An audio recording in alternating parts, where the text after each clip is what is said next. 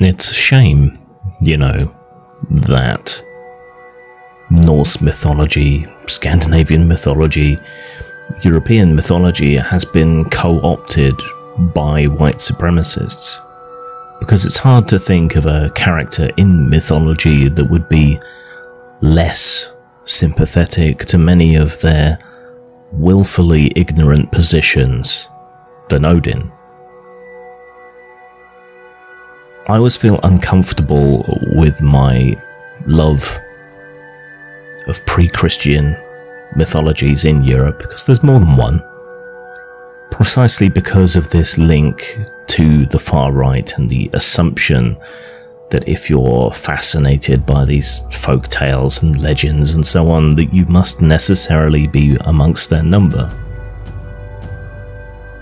You see, Odin was willing to sacrifice pretty much anything for knowledge and wisdom. He gouged out his own eye, he nailed himself to a tree, and these are just the two best known stories. His ravens fly everywhere to gather knowledge and information for him. So the idea that he would be some sort of insular, totemic, racist icon is perverse in the extreme. It's true that standing on principle, that having principles, that seeking wisdom, carry a cost. And this is acknowledged in a great many different mythologies. Another character I really like is Anansi. I had a children's book of Anansi stories. Yeah, and he sacrificed things and used his wit and wisdom to bring stories into the world. Not quite so sacrificial, though various bad things happened to him along the way, but it's these trickster gods, these wise gods, these selfless, self-sacrificing gods that pursue knowledge, that pursue wisdom, that interest me. And it is true that trying to be principled, trying to be wise, carries a cost. And I'm not really trying to be self-aggrandizing here. Yeah, I don't consider myself to be a god or anything so ludicrous as that. But in trying to be principled, in trying to be wise, in trying to be consistent, yeah, I've suffered personally, professionally, and in various other ways over the years. I mean, you'd only need look at my channel recently, where I've begun challenging the right more than focusing my ire upon the left, because I think we've maybe turned a corner there. But I stepped out of line and I criticised Tommy Robinson, and I pointed out that maybe, just maybe, he's exploiting people's commitment to free speech and finding cover amongst free speech advocates for his chancing and his grift.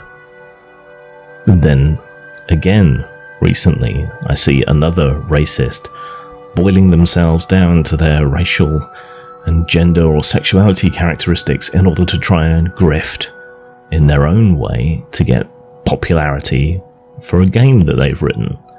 Behaviour that I find disgusting and regressive and goes against my principles in a similar way. And I think what's happened in New Zealand, which has triggered this whole train of thought, obviously, I think there are people too ready to sacrifice principle when something like this happens. You know, people will shy away from beliefs that they claim to hold very strongly. You know, it's possible to criticize Islam for being an unreformed and frankly toxic ideology, while at the same time having sympathy for Muslims, most of whom, thankfully for the world, are terrible Muslims who don't really follow what's written in their holy books. Similarly, Christianity is terrible, Judaism is terrible, but fortunately, most people in these religions are terrible Christians, terrible Jews, terrible Muslims, and they don't follow these primitive, antagonistic, nasty myths to the letter. And it's only a handful of the truly faithful, the fanatics, who really do follow it. That's a kind of perverse principle of its own, but not a healthy one. If you're consistent in your principles, if you're willing to examine and refine them while staying true to them, I think you have something solid to stand on. If for all the cost that there has been for me deciding recently to speak out more against the right and being consistent against racism on the left, for all the mental anguish and strife and depression and anxiety and everything else that this causes, it's nothing compared to the stress and anxiety and depression it would cause to not be true to myself and true to my principles. Now, all this ramble leads up to one particular point: the principle of free expression, of free speech. It hasn't mattered that in their manifesto the shooter has explicitly said, this is what I'm trying to do, this is why I'm doing this the way that I'm doing, I'm trying to provoke conflict, I'm trying to provoke censorship, I'm trying to provoke authoritarianism and division.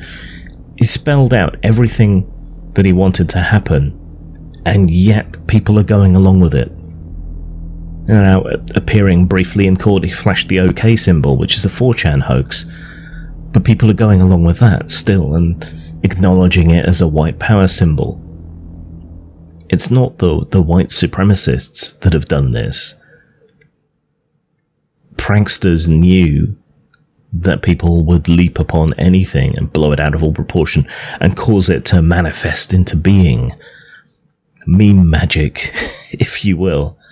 Whereas if none of us acknowledged or pointed out this simple hand gesture as a white supremacist gesture, then it would not have that semantic meaning. It wouldn't have that power. It would just be the OK hand symbol.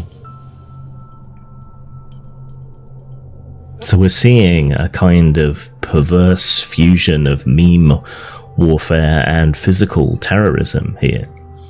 And everyone's falling for it hook, line and sinker, as though the NPC meme were true and accurate. You just have to find the right inputs, and the output is predictable. And amongst those predictable outputs, there's people calling for restrictions on speech, on expression, for increased deplatforming of right-wing or even milquetoast conservative points of view. There's attacks on people like Sam Harris and so on who have criticised Islam. As I mentioned earlier, there's a difference between criticising Islam and criticising Muslims, because fortunately most Muslims are terrible Muslims and don't follow everything that horrendous book tells them. But this instinct to censor, to control, to silence, this is the way things have been going for a while. And has the violence and the rhetoric and the nastiness gotten any better? I don't think it has. And I think the reason it continues to escalate is because of censorship. Too much of it. It's not that there's not enough censorship. When you silence people, when you push them underground, they end up in echo chambers or echo prisons where the only points of view they hear are their own, taken to extremes quite often. And there are numerous studies, ironically enough, of radicalized cells of Muslims who become terrorists that demonstrate that in groups, if they're insular, if they only ever hear each other's point of view, then they gradually trend to becoming more extreme, trying to fit in and take a kind of leadership role within the group. So when you censor these people, when you deplatform them, when you overextend that to the larger group, you're not making these things go away. You're causing them to become more extreme. You're causing them to become hidden. You're putting these people into a place where they're not going to encounter de-radicalizing points of view. Where they're never going to see how the other half lives, how the other half thinks, where they're never going to be exposed to counter-arguments, counter-apologetics, and so on. Whereas if you allow them to say their piece and you react to it, if you deconstruct, if you demolish, if you debate, if you defeat these arguments, as we have in the past, if you have that confidence and if you put that effort in, you can make a difference. It just takes effort and it takes sacrifice. It takes time. You know, I've been forced to betray my principles somewhat by blocking people for the sake of my own health, but I'm not comfortable with it. And I'll still debate people up to a certain point because I'm not comfortable with it. But I've taken that over a decade of arguing with people. I think I've put the effort in and made the sacrifice, but it behooves us all to make that effort, to argue, to debate, to deconstruct, to try and de-radicalize people we encounter who seem to be genuinely and not ironically expressing these terrible views. And that goes for the far right. It goes for the far left. It goes for religious fanatics. It goes for everyone. So stand on principle, even though you're going to be called terrible things for doing so, even though it might do you harm. Because the sacrifice is worth it. And could you really live with yourself if you didn't do all you could to prevent this kind of shit from happening? So expect me not to have the gloves on much longer on this channel. I'm going to try and do my best to do what everyone else seems to be failing to do. And it'll probably cost me.